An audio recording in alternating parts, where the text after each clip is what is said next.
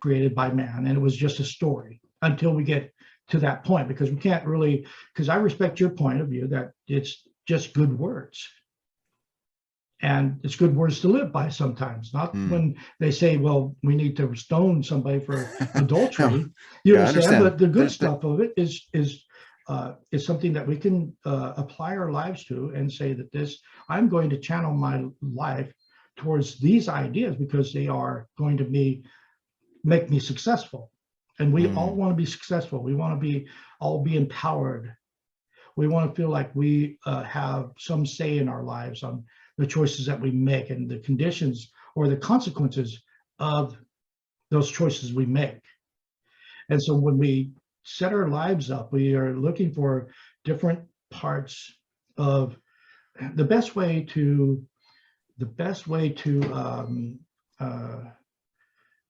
be successful is to look to those who are already successful and follow their ideas.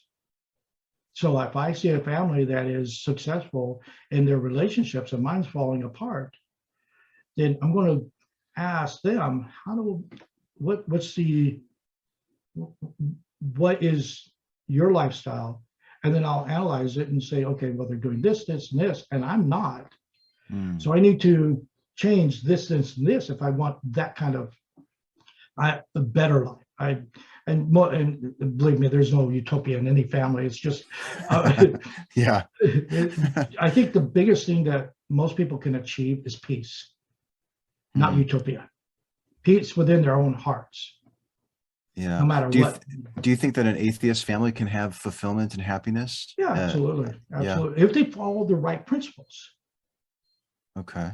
If they're following the principles that make you successful, you can have a good, joyful life and be prosperous. Again, if you look at one of the things that I did for my kids was I made 3 cards. And the top one was spiritual success, and it was hung on their door, eye level. And then temporal success, which is work and school and stuff like that. I put that down a little bit on their door, and then at the bottom of the door was social success, marriage, your friends, and stuff like that. And one of the things that I realized when I did that is when you're standing upright with God, you're looking straight up, and therefore you're being spiritually successful. But when you think about temporal success, then you have to bend your back over, because I told them, whenever you think of something that you can work on to be more spiritual successful, and when you're thinking of that, then write it on that card. And then when you're thinking about temporal success, then bend down a little bit and like you're bending your back and shoveling a hole or something, and write down what you can do to be temporally successful. And when you're thinking about social success, well, you better be on your knees praying to God, knowing which way to go with this. You know what I mean? So because it's social success is the hardest thing to not get tied up in the romance, the first moment of romance, and not think about the long-term effect. Yeah. What is you caught my attention with spiritual success? Yeah. What would be an example of a spiritual success that you would want your kids to achieve or something like that? I told them, just go find your own church. I said, you don't like what we do here, then that's great. You don't have to. I want you to go find something that you want to be a part of, and that'd be great. But really, spiritual success is how you connect yourself with the universe. With the universe. Yes. Okay. Because if you want to become one with God, who's one with the universe, then you have to become one with the universe, and then you become one with God. Okay. How does one become one with the universe? Focus. What is your focus in life? What is your passion? What is your love? Again, it's how do you are you thinking about how many friends that I have or don't have? Are you thinking about how many shots I made today at the basketball game, or how many TD touchdown passes I threw or caught, or are you thinking about the three basic questions: where did I come from? Why am I here? And where am I going after this? If you're not thinking about those, and I'll quote Hugh Nibley, if you're not thinking about those constantly in your mind, then you're wasting your time. Because they are the greatest questions of man has ever involved themselves in. And so when you start thinking about those things and thinking about long-term success doesn't necessarily mean after I die, but just looking at my children, my children's children, my great-great-grandchildren, and how they will adapt to what I'm teaching them so that they can become successful in their own lives, to also be successful in their relationships with their significant others. Yeah. And so success doesn't, like I said, the spiritual success is to bind not only yourself to the universe, but it's also to bind yourself closely with those who are around you who are like-minded. Because Okay. I'll give you this understanding, because I've got a lot of philosophy in me. Between me and you, I think where you live. I live in Texas. Okay, between me and you, there's no space between us. All matter is one. Is there distance between us? Only by what our perspectives, but because of the connection between the molecules that are between us, there is no disconnect.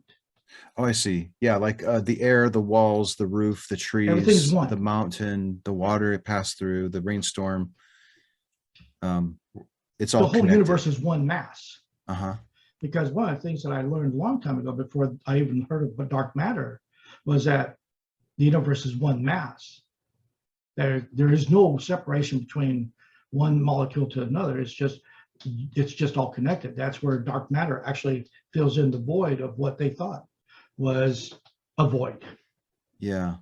And I think there's more dark matter than regular matter. I believe Is that that's the understanding. Yeah. Yeah. So again, whenever I'm talking about being connected to spiritually, it's more on a level of the inner self connecting to the inner self of others.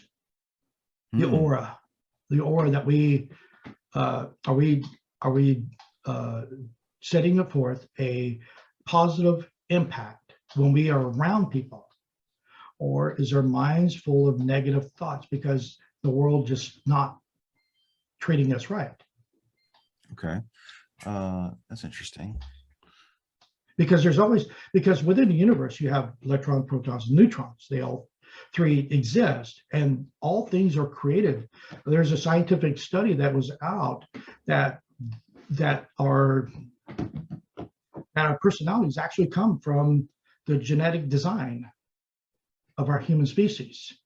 So one genetic design is positive, another's negative, and then you have neutral, who are the most volatile of all of them, because they have no structure in their life. They're just limp until they become empowered by a negative or a positive. And usually it's a negative vibe that that's where, and they become, because a negative person is looking at things and how can I tear it down. A positive person is looking at things on how I can build it up. Okay. A neutral guy is like, I have nothing to live for really, but that looks like fun, the destructive side. And they become, but they're not, but they don't understand it enough, what that means, that they just will become chaotic. So okay.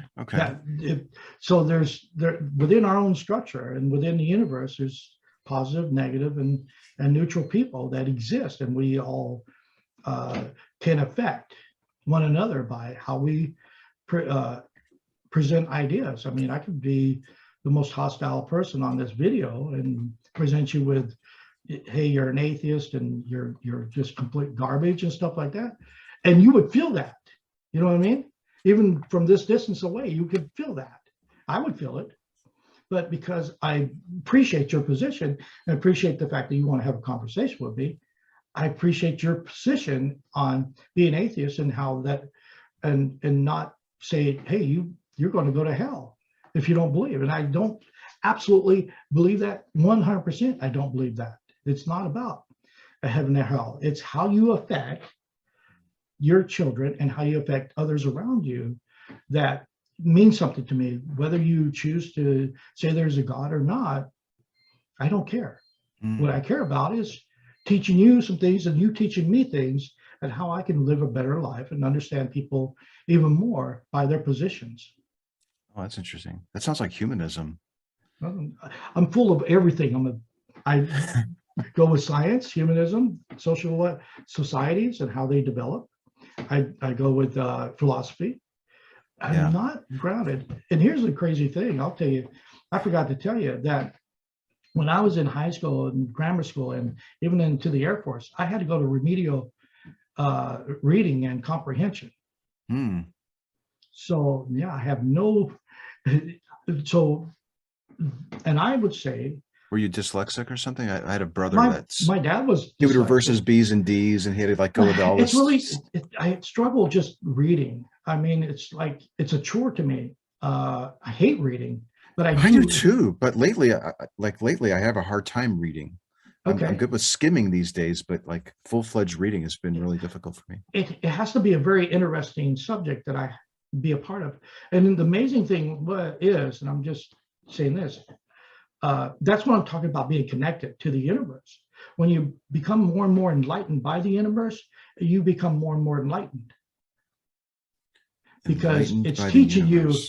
Okay. It's giving you an evolutionary step-by-step understanding of on how it works. Is that what enlightenment means? Is Yes. Understanding? Yeah, understanding. And again, like I said, I won't. Like I said, I know where my gifts come from. I know that that those gifts were given to me by a God that allowed me to have these things, to have different things in my life. I'll give you a story here. Let me give you a story real quick. My great grandmother back in 1932 had a 12-year-old son, and she had other children along with that. They lived in a one-room house. All right, so the bedroom and the kitchen were all in one room, and they're impoverished. And she was laying on her bed reading, and then she laid over on her side, and she looked, and then she said to the family who was sitting at the table, and her oldest son's name is Marion. She says, "Marion, I see you in your coffin." A week later, he was shot dead.